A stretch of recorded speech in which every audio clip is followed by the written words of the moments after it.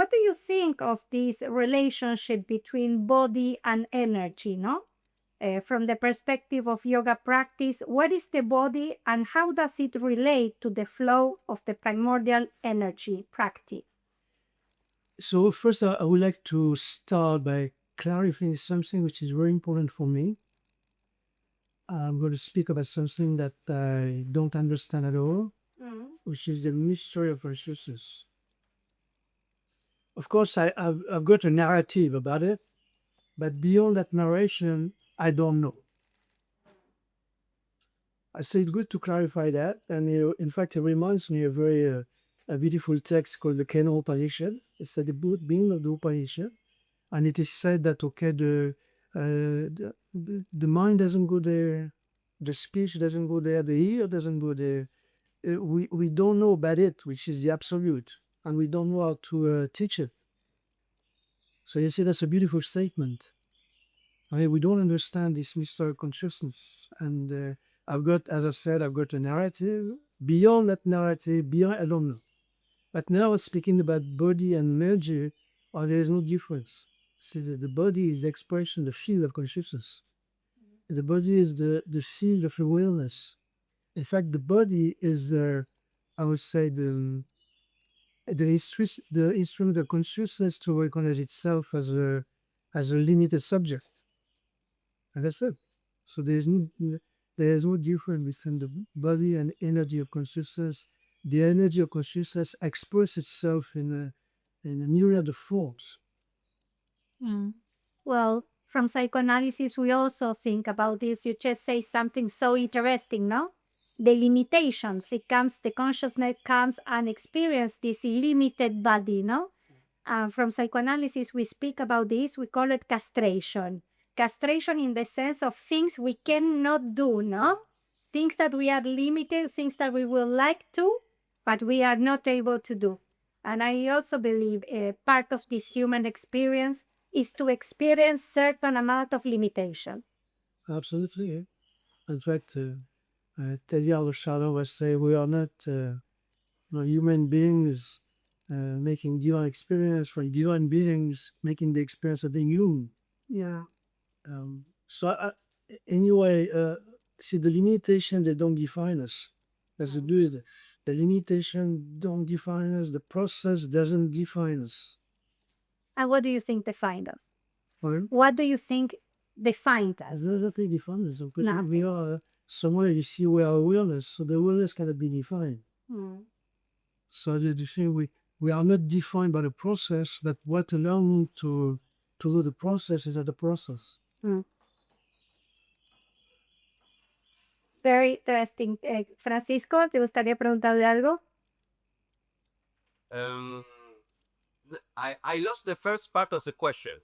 Yes, because I couldn't hear it, but I did heard the second part in which you talk about this source that it expresses itself as a multiplicity, let's say, or like Brahman appearing as Maya, I would say, or Prakriti. Is that correct? Is that what I heard? Well, you are using. So, Yeah, sorry. Here you are using terminology from Vedanta. See, Brahman and Maya, isn't it? Yeah. The thing is that you see, well, if you go into the terminology, and Brahman as Maya, in Vedanta, especially in also in Advaita Vedanta, they don't relate Maya to Brahman. It's not possible. That's the problem. yeah. Because as well, see, I don't know to go into too much this technical terminology because I don't think it's useful. The thing is that in Advaita Vedanta, the Mayak is separate from Brahman because Brahman doesn't act. He can't act. So that's why in Vedanta they say the world is an illusion. See, which is not my cup of tea. I don't know if I've understood you correctly. I don't know. About what you were saying. Yeah. I mean, maybe we can uh, talk in yogi terms, like yoga, the terms, not Vedanta. If Yeah, you prefer. whatever terms, yeah, whatever you want, okay? Yeah. But I understood what you said. It's like Brahman does not act because Brahman is not someone. It's not something. It's this like invisible awareness. Like you said like awareness, right? And I think that would be the link between, because in awareness everything appears, but awareness itself cannot be seen, cannot be experienced, because it's not something to be experienced. Maybe that's a better way to talk about that. Christian, I'd ask you something else. Yeah. What about the five koshas described in the Upanishads? Can they be understood as levels of manifestation of energy from the densest to the most subtle? How are they integrated into the practice of yoga? All right. Okay. So once again, for me, my point of view, which is more the tantric point of view, the whole universe, the whole world, the body itself is an expression of manifestation of consciousness, and consciousness expresses itself in different state of consciousness. This different state of consciousness are a kind of coagulation of the expansion of awareness.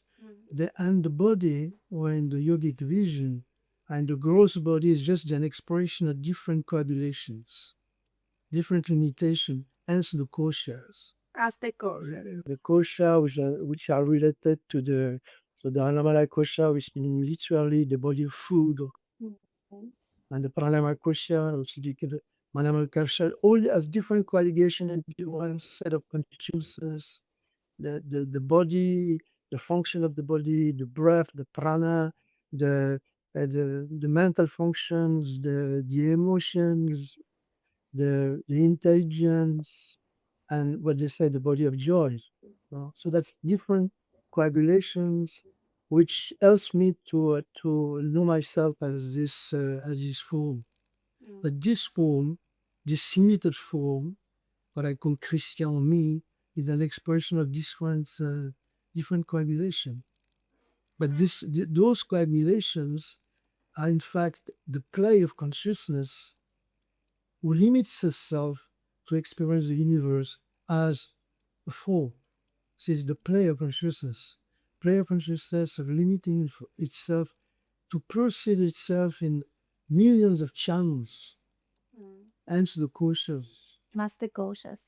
I always like a flyer that I see in Ophelia's studio that says the body as another field of consciousness. Yeah. The body is the field of consciousness. In fact, everything is the field of consciousness because I am aware of the body. The body is the sensations. That's what Krishna said to Arjuna in the Bhagavad Gita. He said that the body is called the field, and the field and the knower. There is a knowingness of the field.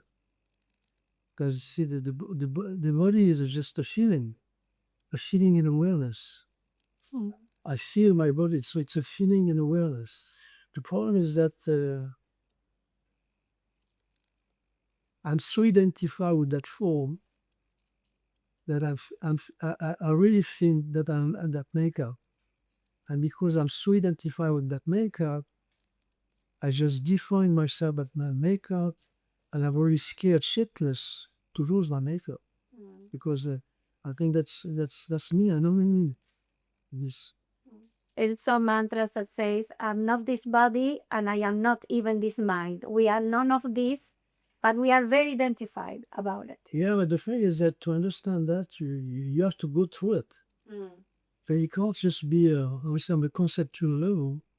So the thing is that consciousness experiences itself in immanence, in the full immanence.